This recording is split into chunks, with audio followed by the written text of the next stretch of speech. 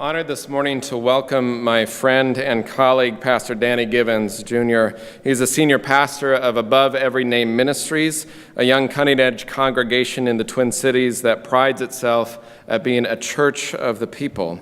He's also the new statewide organizer for the Minnesota Unitarian Universalist Social Justice Alliance, or MooseJaw. In addition to the litany of organizing strategies, actions, and nonviolent demonstrations that Pastor Danny has led and planned as a frontline activist with Black Lives Matter Minneapolis and Black Clergy United for Change, he's also brought both traditional and non-traditional faith leaders of diverse backgrounds to the table around intersections of faith, race, and justice. A native of the Rondo community in St. Paul, Pastor Danny now lives in Minneapolis with his wife, Natasha, and he has a son, Adonaiah, and two daughters, Angelica and Helena. It is a joy to have Danny here this morning. Welcome. Good morning. So first things first, we got to set a timer, because you can't give a black preacher the mic without, we got to put a timer. We'll be here all day, right? We'll be here all day, so I had to set that timer. We did it earlier, and I did it. We got out on time, so it's a 20-minute time. When that goes off, it's over. It's like the horse outside of Kmart. When the quarter's done, it's done. There's no more to ride. Gave you my age.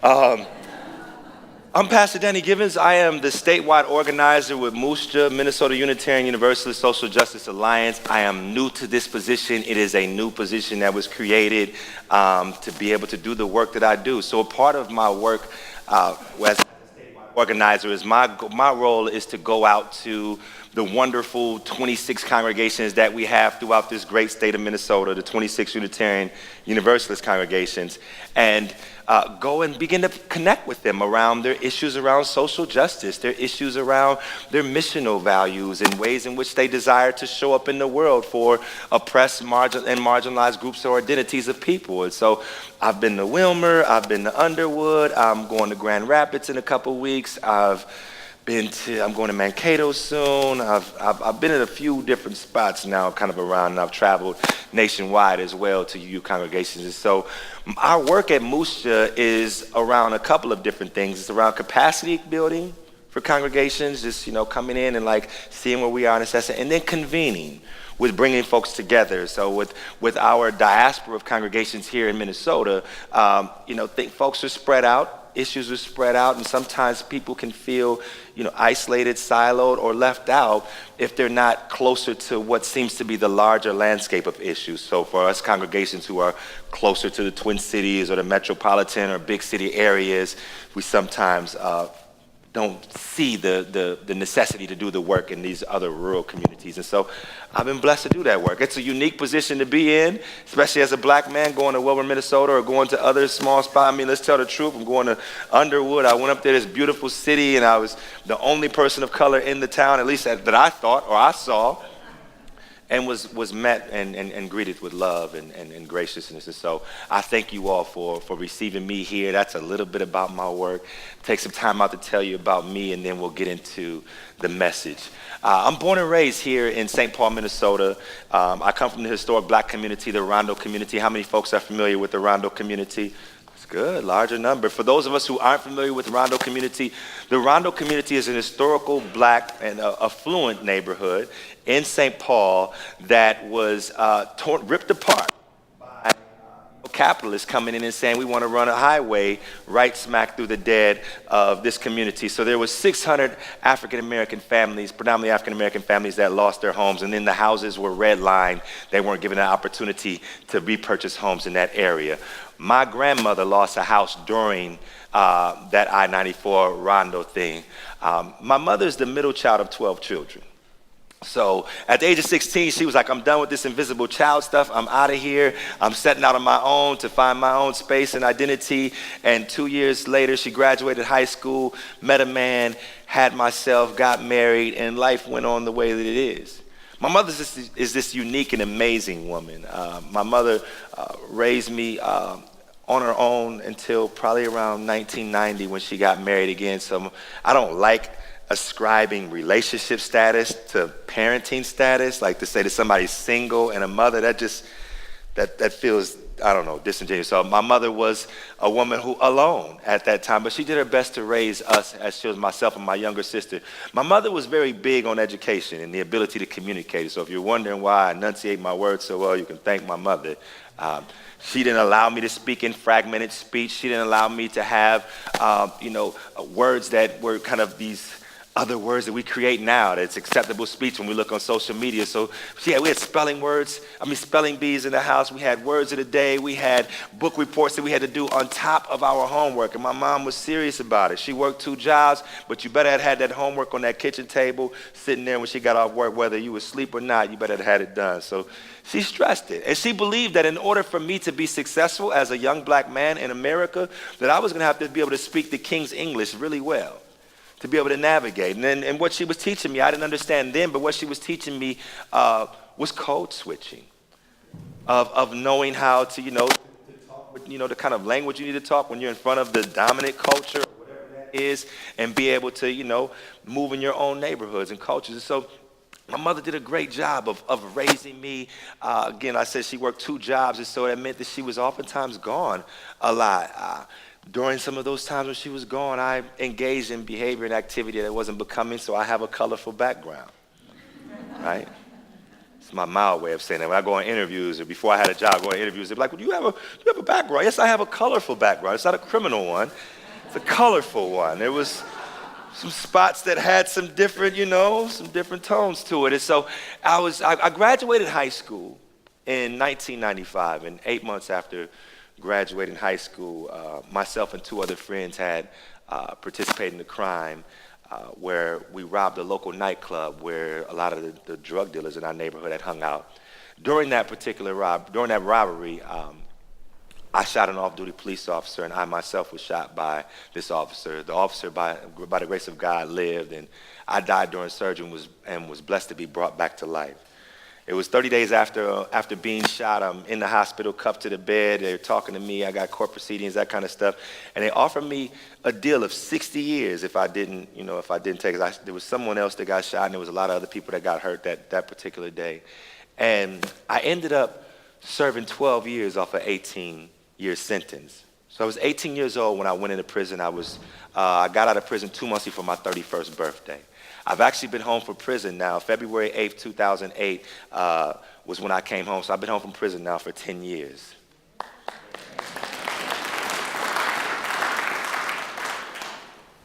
And it was in my prison experience that I had an opportunity to be introduced into the work that I'm doing now. It was in my prison experience that I had an opportunity to be introduced to intersectionality. Because I was there in this facility full of folks from all walks of life, from all particular parts and places around the state of Minnesota and even further out. And so being there, we all had this one thing in common. We had all committed a crime. We were all human beings. We all breathed the same air. We all needed water and nutrients and those kind of things to be alive. And so I had to figure out ways in which to be in community with folks. I know they show these shows about prison where folks, kind of go to their particular groups and those kind of things, and that happened. But for me, it was a little different. I had friends from kind of all walks of life. And so that's when I first realized that the holy, that the divine was doing something different with my particular experience of incarceration. Now, I bring that up only to give you some narrative and backdrop of who I am. Please don't lock in on that story. I know it's hard not to, but that's not where we're going, right? I got to give you some backdrop of who I am. And so in that, I was in prison for about 6 years and was in there for a while and had got to this space and place where I just was like, this doesn't feel like I didn't visualize my life being in this way or being here. No matter what I was doing, I didn't visualize that. My grandmother, when I was 10 years old, had prophesied that I'd be a preacher when I got older. Now, my grandmother, I told the first congregation earlier, the first service, that my grandmother's a woman, she's about 5 feet tall. So I call her the general. My grandma is a prayer warrior. She'll pray the mortar from between these bricks, and this stuff is just all. My grandma was the most amazing, or is the most amazing woman of faith that I've ever met in my life. So when I was 10 years old, my grandmother had laid hands on me and said, when you get older, you're going to be a preacher. And I'm like, yeah, right. I don't want to be no preacher, shouting and sweating my clothes out and all this, kind of shaking all these hands and hugging people and having to eat food I don't want and all that kind of. Now, back then, it was just like, it was a big piece of chicken and macaroni. That was it. So that was what was spoke over my life. And words have power. And it was those words that I remembered some 15, 17 years later when I found myself in prison at this intersection of change and transition in my life. It was June 2002, June 2nd to be exact. June 8th to be exact. It was 2002. It was a Saturday morning at 10:26 a.m. I'll never forget it. I had decided to start going to church that particular year while I was in prison. I'd already kind of participated in some other things, got some education, whatever, and I was like, I want to take some time to work on my heart. And so I went to church, and the preacher had preached a message, and afterwards, I'm sitting way in the back in the sinner's row. Not that any of you all are sinners, but I was in the back of the sinner's row, and, trying not to be seen and all that. And so the preacher preaches, and he reads this scripture from the Christian Bible. I grew up from a Christian narrative. And the scripture that he reads is Jeremiah 29:11. It says, for I know the thoughts that I think of you, says the Lord, thoughts of peace and not of evil, to give you a hope in the future. And it was immediately at that moment in my life, I realized, wait a minute, there's something greater than me. There's something more than me that I am invited into a space and place to be in relationship, to be in community with. And so I gave my life to God that particular day and just set out to do something altogether different. Now I want to change everybody in the prison. So I was fast forward, that was 2002. I get out of prison 2008, and I come home to do the work that I'm doing now. I start my church, Above Every Name Ministries, in April of 2011, and things were great and growing and good. But what I had saw was there was a whole lot that needed to be done in the world. And that needed to be done not only in the world, but needed to be done in the world by people who say that they believe in the world. By people who have shared values and meaning and intentionality and have beliefs and things that move them outside of the comforts of their own personality, of their own personability, and come out into the forefront or into the market square and be able to give voice and agency or help amplify the voice and agency of marginalized groups and oppressed groups of people. And as I began to start thinking about that, I was like, well, wait a minute. How do I begin to approach this particular task when it seems like it's so much? In the Talmud, which is a Jewish reading, Micah 6:8 says, do not be overwhelmed or do not be daunted by the enormity of the world's grief. It says, don't be scared, don't be discouraged, don't give up, don't give in, don't break down, don't be so fragile, don't analyze, don't critique it, don't try to talk yourself out of all that you're feeling. Don't be daunted by the enormity of the world's grief. But on the other hand, what this particular text is inviting us to do at the intersection of justice is to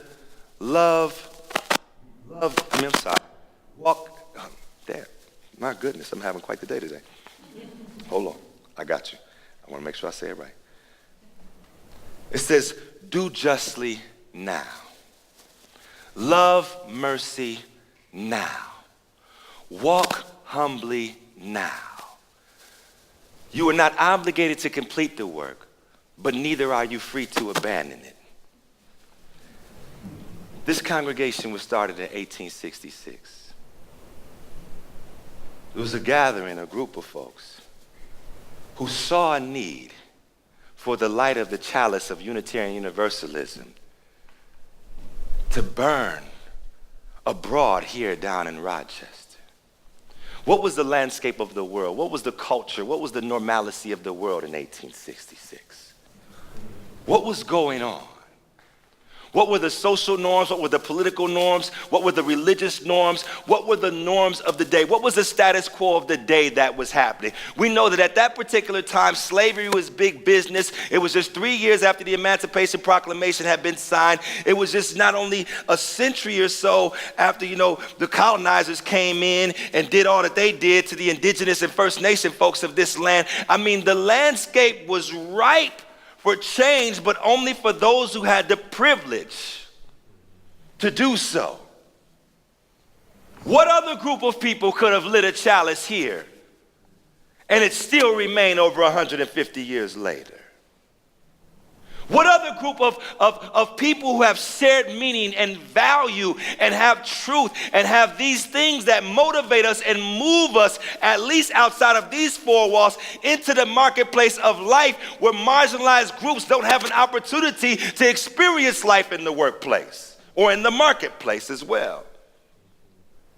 This light of this chalice that was raised here at First Unitarian Universalist over 150 years ago, it should have been one that was lit that said sanctuary is who we are from 1866 to 2018. Come on, somebody.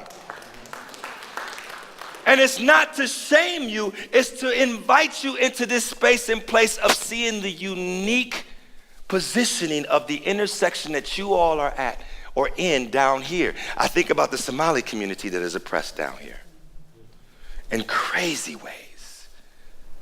I think about this whole notion of having this big, beautiful sanctuary as being a sanctuary church now, which is great. It's a start. It's not over. So moving and saying, okay, now we move to this place where we're saying publicly, we're sanctuary. I hope that the work of intentionality is beginning around deep listening for this congregation. I don't want you to be so quick to move into do work as it is that you move even quicker into going into the work of deep listening right now. My beautiful brothers and sisters of the Unitarian Universalist faith or denomination, we are headologists. I'm talking about, man, y'all specialize in the head. I'm talking about this. I've never seen so many heady folks in my life. And it's a beautiful thing because, when you come out of being in community with Unitarian University, it's like you're the blimp. It's like you're just just floating around. You got all these ideas and air of possibilities and opinions and all this. And the reality is it's like all of that causes our heads to float further and further away from our heart. Until something comes in and breaks our heart. Until something comes in and shakes the cages of our whiteness. There's something comes in and rattles the confines of fragility. Until something comes in and says, hey, you're not as safe as you thought you were. This world isn't as privileged as you thought it was. I need you to understand that you're going to have to come out of your head, make that 18-inch pilgrimage from your head to your heart in order to find sanctuary in this place. Amen. Come on, somebody. It's okay.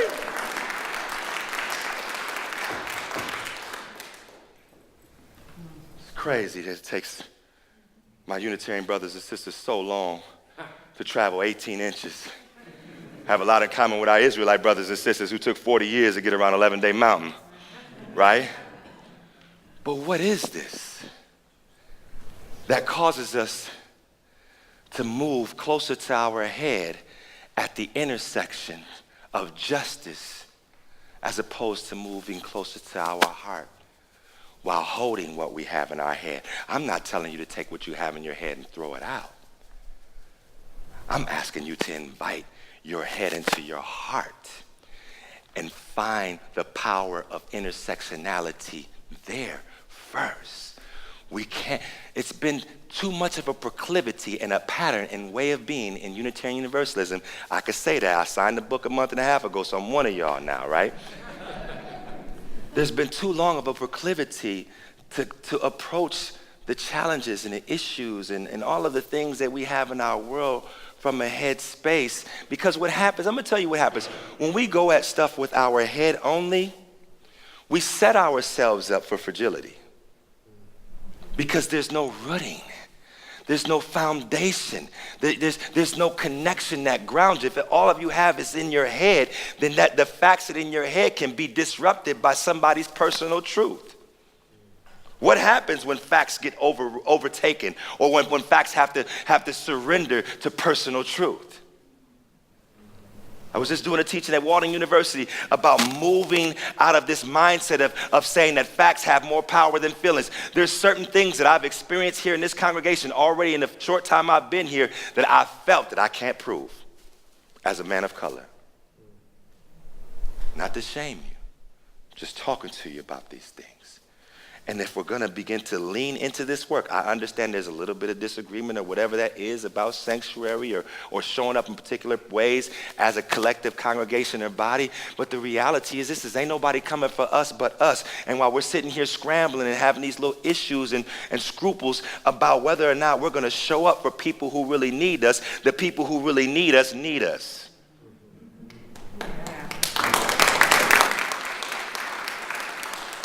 You know? Whether or not, and I'm not, nobody's giving me personal information about this, but we can't be arguing over insignificant, superficial, or having, these things about something. This is life we're talking about.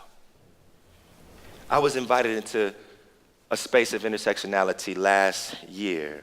I've done a lot of work with Black Lives Matter Minneapolis, one of the founding members of it, and my work has led me to a different intersection where I was called last year to come and provide some support with the Minnesota 8 refugees. How many folks are familiar with the Khmer 8, Minnesota 8 refugees? Well, it's over. Horse ride is over. I'll give y'all a couple minutes. I'll give you a couple more minutes. So the Minnesota 8 or the Khmer 8 refugees, I'll give us a couple more, is a group of, and not a group that they've self-identified, but a group that the system has self-identified, of refugees who had came here during kind of like the 70s and 80s, seeking refuge from war and stuff that was happening back there, and have had, minor infractions with the law, whether, misdemeanor, gross misdemeanor. In some instances, maybe one or two of them have actually been incarcerated for something like a DWI, or, was intoxicated when they were 21 and criminal damage to property. And not to make light of the law being broken, but I just want to give y'all the real reasons why they came into these folks' home and took folks out of their family. And so I was called to come in and stand in solidarity with them because they were a smaller group and they hadn't had that much voice or agency, and BLM was really popping at that time. So I came and they asked me to mobilize clergy to come and just sit in the deportation hearings and listen and wear our clergy garb and just listen and be in, solidarity and support of the folks who are going through this stuff. And if you've never been to a deportation hearing, please make time to do so. You don't even have to know the person. Just go and understand what's happening in our courtrooms that our government is doing to brothers and sisters. And it was at that intersection that I realized that, man, this thing is a lot. Because not only did I have to leave there from doing work with the Khmer 8, then I had to move from the Khmer 8 to go over to South Dakota and North Dakota to do work with the Dakota Access Pipeline folks and help them or assist them and work with them and stand in solidarity with them to keep these folks from coming in with that pipeline and putting oil. And then I had to step back from that and move into the community with my trans brothers and sisters and assist them in all of the heinous crimes and the violence and the subjugation that they're under day in and day out. The most marginalized and oppressed group of folks in the United States, and more so in the world, are our trans brothers and sisters. And then take it even a further step back and doing work with the queer community as a cisgender straight black man who came out of colonialism and Christian empire. That's a lot of grief. And the Talmud said, do not be overwhelmed by the enormity of the grief. My head tells me that that's a lot of grief. But my heart says, do not be overwhelmed, that here's what you can do with all of that and occupying all of those intersections that you can choose to do justly now. How do I do justice now for myself at all of these intersections? By learning to exercise deep listening about who I am not. What are my strengths, skills, and abilities? What are my growing edges? Not allowing my growing edges or my weaknesses or whatever to discourage me or disqualify me. Knowing when my fragility shows up and when it doesn't. Knowing when that's justice to yourself as an individual. By the time we make a decision to show up individually to the front line for any group, we should know what justice is for ourselves first. That's getting out of your head and into your heart. It says, now as you continue to move through this, then you gotta love mercy. What is mercy? Mercy is our attitude towards all those that we're connected to, all those that we meet or do not meet when they're in their weakest moments, when they're in their lowest moments. Mercy is saying that I have such a love relationship with it that I'm not going to turn my back on you. That mercy says that I truly believe that there is no such thing as other people's children. And then finally, because we as Unitarian Universalists, we sure love to do the chicken walk. We'll puck our chests out and get the, showing our chest about, we were at the civil rights and one of our ministers died in Selma and we did this. Don't poke our chests out about the accomplishments and the things. We're a sanctuary church. We provided such and such amount of aid or whatever. We're not, that's all head stuff. That don't mean nothing to folks who live in their heart. Walk humbly now. Because when we find ourselves walking outside of humility, we find ourselves walking like the small person that goes around and builds cages for every person they meet or know. But rather, I invite us into this space of saying, no, I'm going to do justice now. I'm going to love mercy now. I'm going to walk humbly now. I'm going to keep my head low during the night hours and walk around as this wise sage, dropping keys in front of the cells of the beautiful rowdy prisoners. That's the work of intersectional justice that we do. And so if you can remember 3 things that I said here today, you ain't gonna remember nothing else. I said a lot, but remember these 3 things. As we're approaching or deciding or coming out to do this kind of justice work internally and externally. Walk humbly, love mercy, do justice. I feel somebody getting back in their head. And I just want to tell you, what does that mean? I hear somebody saying, what does that mean, though? You're not obligated to complete the work. You may not find out the fullness of what it means. You may live your life discovering that meaning. You're not obligated to complete the work, but neither are you free to abandon it. That's my word. Thank you. Appreciate you.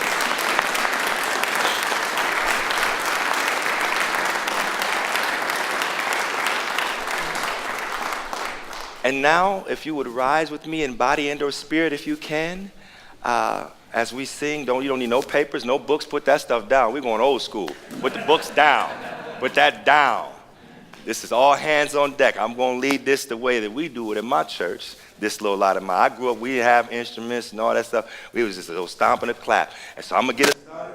Just want y'all to follow me. This little light of mine, I'm going to let it shine. This little light of mine, I'm going to let it shine. This little light of mine, I'm gonna let it shine, let it shine, let it shine, let it shine. Come on, this little light of mine. This little light of mine, I can't hear you. I'm gonna let it shine. This little light of mine, I'm gonna let it shine. This little light of mine, I'm gonna let it shine, let it shine, let it shine, let it shine. Building up a world. Building up a world, I'm gonna let it shine. Building up a world, I'm gonna let it shine. Building up a world, I'm gonna let it shine. Let it shine, let it shine, let it shine. Everywhere I go, everywhere I go, I'm gonna let it shine. Come on, everywhere. Let me hear you. I'm gonna let it. I'm gonna let it shine. Everywhere I go, I'm gonna let it shine. Let it shine. Let it shine. Let it shine. All right, all right.